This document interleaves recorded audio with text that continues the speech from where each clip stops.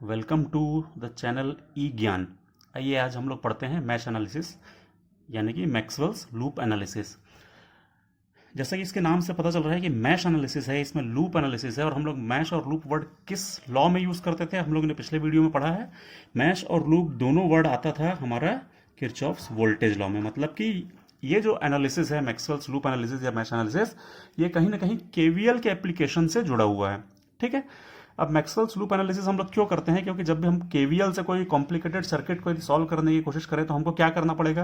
देखिए, जैसे कि ये एक सर्किट है, यदि मैं इसमें केवीएल से सॉल्व करना चाहूँ तो मुझे इस ब्रांच का करंट निकालना पड़ेगा, इस ब्रांच का करंट, इस ब्रांच का करंट, और उसके बाद फिर मुझे सब जगह पर किरचॉफ्स वोल्टेज लॉ अप्लाई करते हुए फिर मैं सॉल्व कर पाऊंगा, है ना। बजाय उसके यदि मैं मैश एनालिसिस या मैक्सवेल्स लूप एनालिसिस करता हूं तो मैं क्या करूंगा कि मैं एज ए होल एक पूरी क्लोज लूप का एक करंट अज्यूम करूंगा, और जितने लूप्स होंगे उनके करंट अज्यूम करूंगा, बजाय कि इंडिविजुअल हर ब्रांच का करंट फाइंड करने के मुझे लूप के करंट को अज्यूम करना है और उसको फाइंड करना है। ठीक है। और मैं पूरे लूप में एक साथ इसी करंट को लेते हुए जो है केवीएल अप्लाई करूंगा। तो उससे क्या है कि कॉम्प्लिकेशंस जो है थोड़े कम हो जाते हैं। यदि ये तो एक छोटा आपको कम कॉम्प्लिकेटेड जो है एक प्रॉब्लम दिख रहा है, इससे बड़े बड़े हमारे नेटवर्क हो सकते हैं, बहुत कॉम्प्लिकेटेड नेटवर्क हो सकते हैं। उन सब जगहों पर जब मैं ब्रांच करंट्स में जाऊंगा और ब्रांच करंट से एनालिसिस करूंगा तो वो बहुत ज़्यादा लेंदी हो जाएगा।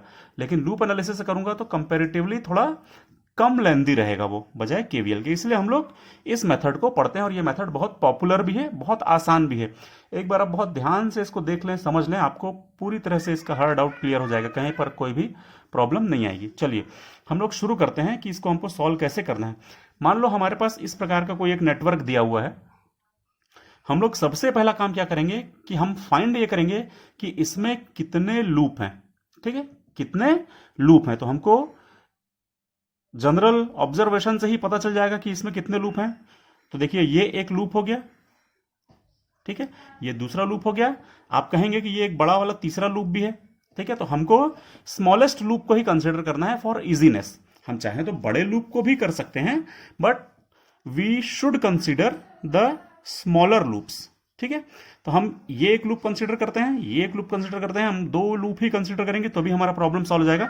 हमको ये तीसरा बड़े वाले लूप को कंसिडर करने की जरूरत नहीं पड़ेगी, उसको हम सिर्फ स्पेशल केसेस में करेंगे, जिसके बारे में हम आगे पढ़ेंगे, अपने अगले वीडियो में डिस्कस करेंगे। ठीक है, तो अभी हम क्या करें, हम एक ये लूप अज्यूम करें, एक ये लूप ले लें और इसको कुछ नाम दे दें। आप A B C D P Q R S R Y भी जैसा नाम देना चाहें दे दीजिए। मैं नाम दे देता हूं इसका, इस लूप का नाम देता हूं 1 और इस लूप का नाम दे देता हूं 2।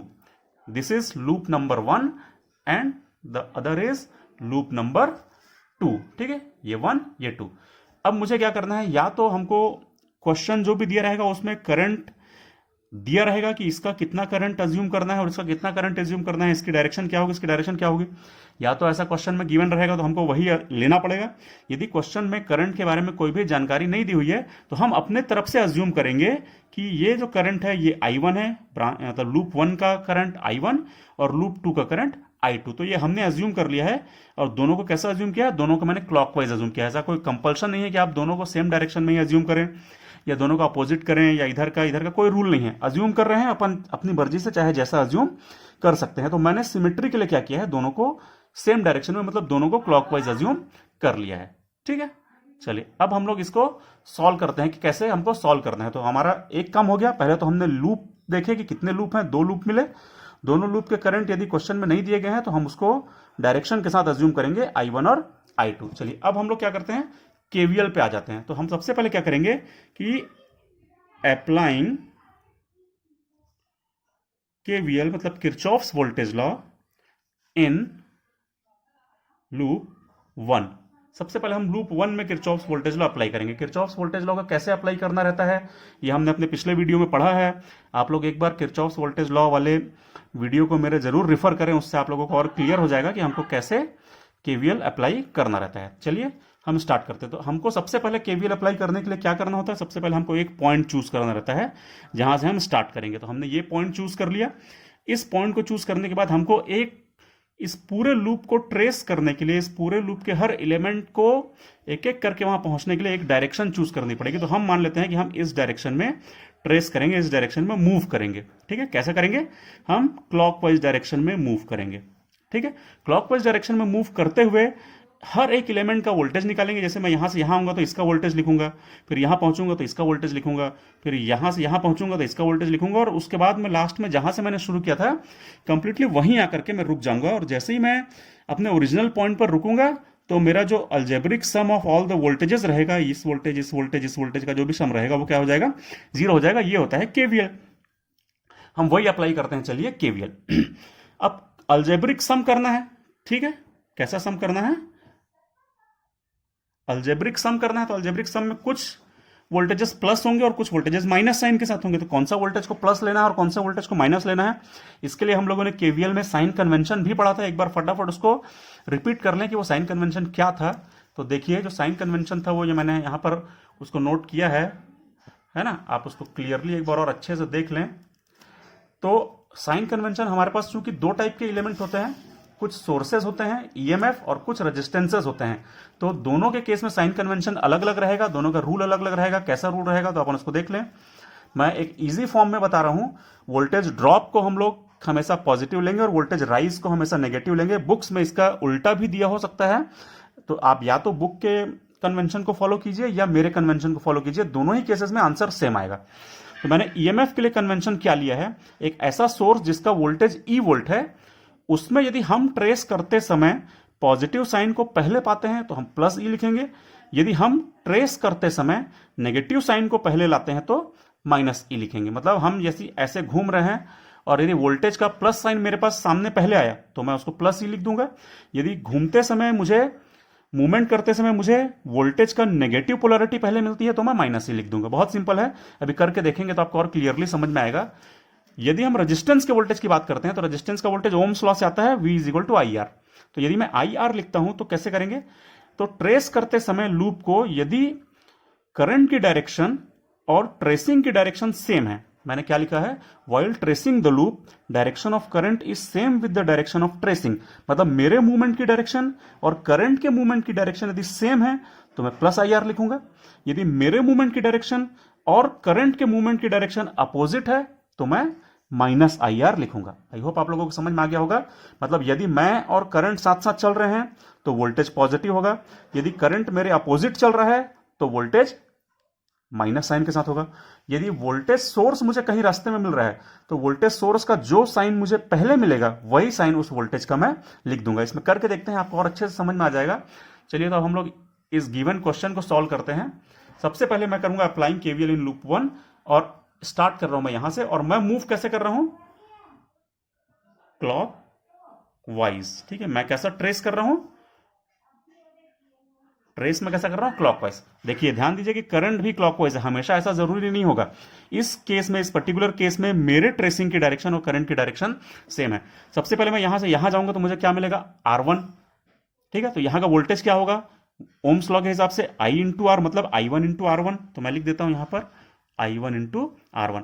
अच्छा, मुझे साइन लगाना पड़ेगा कि साइन प्लस की माइनस। तो हमने ये देखा है कि यदि सेम डायरेक्शन में करंट सेम डायरेक्शन में है ट्रेसिंग के डायरेक्शन के तो प्लस IR होता है।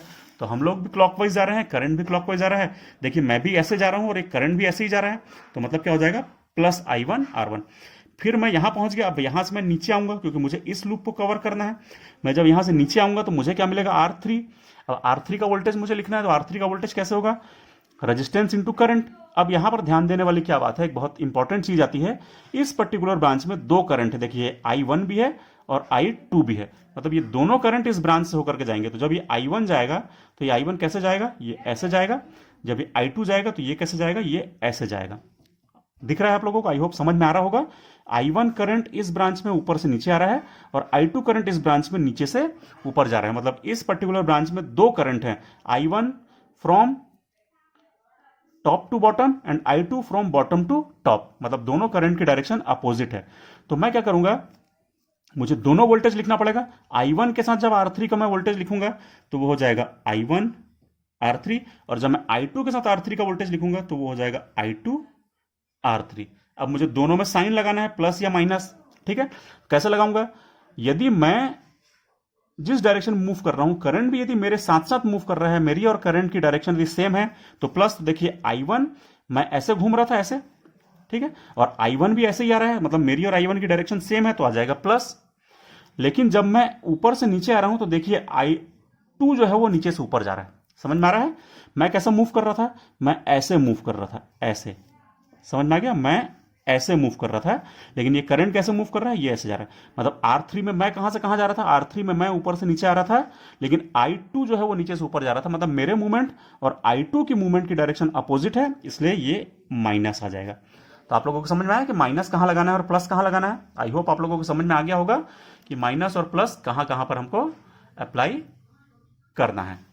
ठीक है, तो हम लोग कहां तक पहुंच गए? यहां तक पहुंच गए। फिर यहां से जब यहां आएंगे तो यहां रास्ते में कोई एलिमेंट नहीं है, इसलिए इसको छोड़ देंगे अपन। फिर यहां से जब मैं ऊपर जाऊंगा तो मुझे मिलेगा एक वोल्टेज सोर्स V1, तो मैं लिखूंगा V1। अब इसमें मैं प्लस लगाऊं या माइनस, तो देखिए मैं ऐसे मूव कर रहा हूं, ऐसे मूव कर रहा हूं, तो मुझे पहले क्या पोलैरिटी मिलेगी? मुझे पहले माइनस पोलैरिटी मिलेगी, बाद में प्लस मिलेगी। तो जो पोलैरिटी मुझे पहले मिलती है उसी का साइन में लगा देता हूं। क्लियर है? जब मैं ऐसे घूम रहा हूं, ऐसे घूम रहा हूं, ऐसे घूम करके जब मैं यहां पहुंचूंगा, मुझे क्या साइन पहले मिलेगा? माइनस साइन पहले मिलेगा, तो मैं क्या लिख दूंगा? Minus V1। ठीक है, उसके बाद मैं यहां से पहुंच जाऊंगा यहां, मतलब मैं अपने ओरिजिनल पॉइंट पे पहुंच गया। जैसे मैं ओरिजिनल पॉइंट पे पहुंचूंगा तो मैं लिख दूंगा 0। क्लियर है? तो इस प्रकार से हमारी केवीएल की इक्वेशन बनेगी। इसको अब आप थोड़ा सा सिंप्लीफाई कर लीजिएगा अपने हिसाब से, जैसा क्वेश्चन रहेगा। तो मान लो मैं सिंप्लीफाई करता हूं, तो मैं इस V1 को यहां ले जाता हूं, तो ये हो जाएगा V1 इज इक्वल टू, बाकी सबको मैं यहीं रहने देता हूं। तो I1 और I1 दो बार है, तो मैं I1 को कॉमन निकाल लेता हूं। अब क्या हो जाएगा? R1 plus R3 minus I2 R3। ये हो गई हमारी एक इक्वेशन केवीएल की। तो इस प्रकार से अपन किरचॉफ्स वोल्टेज लॉ की इक्वेशन लिख सकते हैं। अभी अपन पहली बार लिख रहे हैं, इसलिए अपने को टाइम लग रहा है। जब हमको इसकी प्रैक्टिस हो जाएगी तो ये बहुत आसान लगेगा और बहुत ही सिंपल वे में अपन इसको कर पाएंगे, बहुत फटाफट कर लेंगे। चलिए अब हम सेकंड लूप पे पहुंचते हैं। एक लूप की एक इक्वेशन बन गई। अब हम लिखेंगे अप्लाइंग केवीएल इन लूप 2। अब हमको फिर से ट्रेस करना है, तो हम यहां से स्टार्ट करेंगे। ठीक है, यहां से, और कैसा चले अपन? ऐसा चलते हैं। मतलब फिर से हम कैसे चलेंगे? क्लॉकवाइज। तो हम ट्रेस कैसा करेंगे? ट्रेसिंग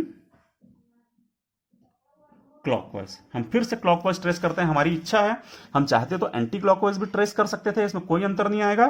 ठीक है, तो हम क्लॉकवाइज ट्रेस करके देखते हैं। अगले क्वेश्चन में जब अपन, अगले वीडियो में मैं अगला क्वेश्चन लूंगा तो वहां पर अपन उल्टा ट्रेस करके देखेंगे। ठीक है, तो आपको और क्लियर हो जाएगा। तो मैं यहां से स्टार्ट कर रहा हूं।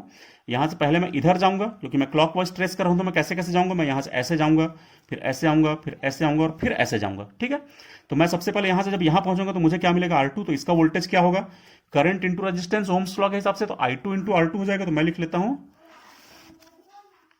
I2 R2। ठीक है, अब इसका मुझे साइन लगाना पड़ेगा कि प्लस की माइनस। तो देखिए इसमें प्लस होगा कि माइनस होगा। तो यदि मैं यहां से यहां जा रहा था, मेरे मूवमेंट की डायरेक्शन क्या है? चलिए मैं अपने मूवमेंट की डायरेक्शन को एक दूसरे कलर से बना देता हूं। तो मेरे मूवमेंट की डायरेक्शन ऐसी रहेगी,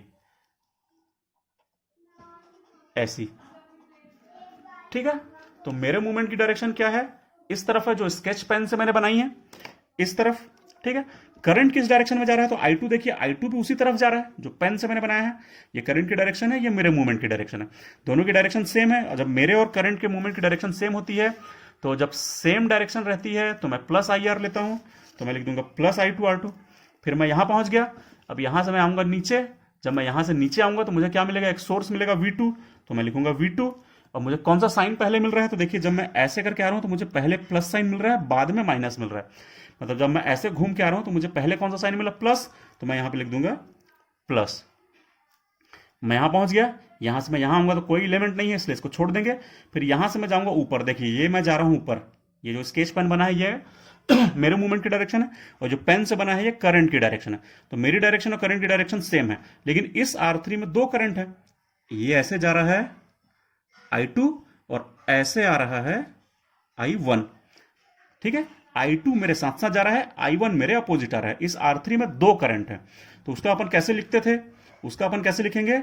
सबसे पहले मैं लिखूंगा I2 into R3, I2 R3, और फिर मैं लिखूंगा I1 R3। फिर मैंने लिख दिया I1 R3। अब मुझे साइन लगाना है। तो चूंकि मेरे मूवमेंट की डायरेक्शन और I2 के मूवमेंट की डायरेक्शन सेम है, तो I2 R3 में आ जाएगा प्लस। और मेरे मूवमेंट की डायरेक्शन जो है ये ऐसी जा रही है, और करंट जो है वो ऊपर से नीचे आ रहा है। मैं नीचे से ऊपर जा रहा हूं और करंट ऊपर से नीचे आ रहा है, इसलिए अपोजिट डायरेक्शन है, इसलिए माइनस।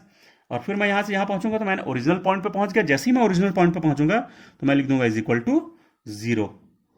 ठीक है, मैंने क्या लिख दिया, इज इक्वल टू 0। तो आई होप आप लोगों को समझ में आ गया होगा कि कैसे करना है अपने को, है ना। जिस जिस रेजिस्टेंस में मेरी और करंट की डायरेक्शन, मेरे मूवमेंट और करंट की मूवमेंट की डायरेक्शन सेम है, वहां पे मैं प्लस प्लस लिखते जा रहा हूं। और जिस भी रेजिस्टेंस में मेरे और करंट की डायरेक्शन अपोजिट है वहां पर मैं माइनस लिख देता हूं। सोर्स का मुझे यदि प्लस साइन पहले मिलता है तो मैं प्लस लिखता हूं, सोर्स का यदि मुझे माइनस साइन पहले लिखता है तो मैं माइनस लिखता हूं। ठीक है, अब इसको थोड़ा सा सिंप्लीफाई कर लीजिएगा, कोई ज्यादा दिक्कत नहीं है। मैं V2 को यहीं रखूंगा, बाकी सबको उधर ले जाऊंगा। तो मुझे क्या मिलेगा, I1 R3 प्लस हो जाएगा, ये उधर गया तो, और ये दोनों हो जाएंगे माइनस। इन दोनों में से निकलेगा I2 कॉमन, ये बचेगा R2 प्लस R3। ठीक है, ये बन गई मेरी दूसरी इक्वेशन। अब मेरे पास दो इक्वेशंस बन गई हैं, देखिए ये मेरी दूसरी इक्वेशन हो गई। तो ये हो गई मेरी पहली इक्वेशन और ये हो गई मेरी दूसरी equation. I have two equations. ठीक है, वी हैव टू इक्वेशन, हमारे पास दो इक्वेशन है और हमारे पास दो ही अननोन है। I1 और I2 हमने अज्यूम किया था कि कुछ I1 होगा कुछ I2 होगा, तो हमारे पास दो इक्वेशन है और दो अननोन है। तो हम उन दोनों इक्वेशन को सॉल्व करके दोनों अननोन को फाइंड कर सकते हैं। हम साइमल्टेनियस इक्वेशन को सॉल्व करना ऑलरेडी जानते हैं, तो मुझे I1 और I2 दोनों पता चल जाएगा, वी कैन कैलकुलेट। और जैसे मुझे I1 और I2 पता चलेगा तो मैं क्या क्या निकाल सकता हूं, फिर मुझे जो भी इस सर्किट में पूछा जाएगा वो सब मैं फाइंड कर लूंगा। जैसे यदि मुझे पूछा जाए कि find the current of R1, तो R1 का करंट क्या होगा, ये I1। देखिए I1 है जो R1 में से जा रहा है।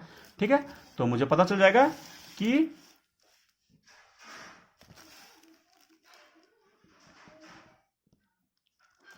I of R1 is equal to हो जाएगा I1। ठीक है, सिमिलरली यदि मुझे R2 का करंट पूछा जाए तो I2 होगा, क्योंकि इस R2 में से सिर्फ एक ही करंट जा रहा है, है ना, वो है I2। तो मुझे यदि R2 पूछा जाए तो वो हो जाएगा I2। यदि मुझसे पूछा जाए कि find the current of R3, यदि मुझे R3 का करंट पूछा जाएगा तो मैं निकालूंगा IR3 इज इक्वल टू, इसमें से कितना करंट जा रहा है, इसमें से दो करंट जा रहे हैं, I1 भी और I2 भी, और दोनों अपोजिट हैं। तो या तो होगा I1 माइनस I2 या होगा I2 माइनस I1। तो मैं लिख दूंगा I1 माइनस I2 या फिर I2 माइनस I1। लेकिन कंडीशन क्या होगी, यदि मुझे पूछा जाए कि ऊपर से नीचे आने वाला करंट तो वो होगा I1 माइनस I2, और मुझे पूछा जाए नीचे से ऊपर जाने वाला करंट तो वो होगा I2 माइनस I1। तो मुझे यहां पर मेंशन जरूर करना पड़ेगा, यहां लिखना पड़ेगा फ्रॉम टॉप टू बॉटम, या ABCD कुछ दिया हो तो A से B या B से A ऐसा लिखना पड़ेगा। और यहां लिखना पड़ेगा मुझे फ्रॉम बॉटम टू टॉप, मतलब मुझे उसके बारे में जानकारी देनी पड़ेगी कि I1 प्लस I2 है तो वो किस डायरेक्शन में है, और यदि I2 माइनस I1 है तो वो किस डायरेक्शन में है। तो ये हो जाएगा हमारा IR3।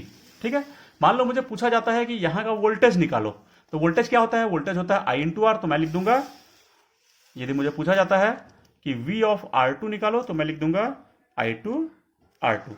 इस प्रकार से अपने को जो भी क्वेश्चन पूछा जाएगा, मैश एनालिसिस को यूज करते हुए अपन लोग उस क्वेश्चन को बहुत आराम से, बहुत ही इजीली सॉल्व कर देंगे। ये इसका पूरा मेथड हो गया।